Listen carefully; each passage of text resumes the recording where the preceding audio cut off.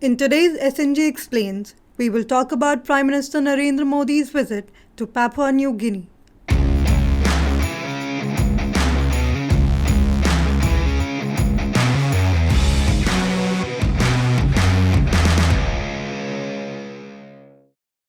Prime Minister Modi landed in Port Moresby, capital of PNG, on Sunday, on the first ever visit by an Indian Prime Minister.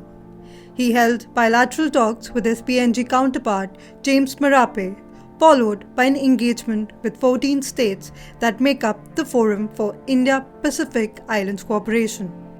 The Pacific Islands are strategically situated between the Pacific Ocean to the north and Australia and New Zealand to the south. These islands are also a part of the Indo-Pacific, where a fierce competition for influence is being waged between China on one side and US on the other. The Pacific comprises 15 island states spread over 25,000 islands of varying size. Each island state has an exclusive economic zone of its own, and the seas around these islands are potentially rich in resources of every kind, ranging from fish to oil and natural gas.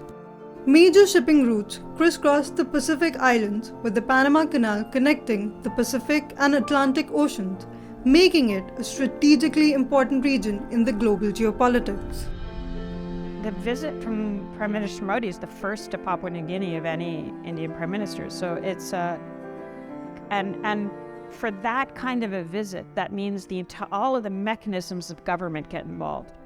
And suddenly, MEA has to produce a bunch of experts on the Pacific Islands, right?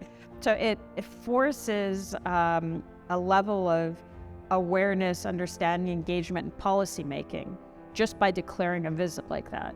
And once people learn about the region, they'll start to realize this is pretty important. And the cost of engagement increases over time. So if India had engaged more in 2014, it would be done by now. You know, the desire on the side of many in the Pacific Islands for more engagement with India is very high. The cost is now going to be a little higher. Modi's visit to PNG flows from government's Act East policy with a focus on building capacity through training scholarships, community development projects, and IT laboratories. It is also meant to counter China's increasing influence in the region, with Beijing recently signing a security agreement with the Solomon Islands. The US is also rebuilding its presence in the Pacific Islands, and so is Australia, which is uncomfortable about the Chinese presence so close to its shores. Stay tuned for more such topics on SNG Explains. Watch our previous shows on the channel.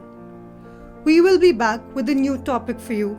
Till then, keep watching Strat News Global. Don't forget to like, subscribe, and share.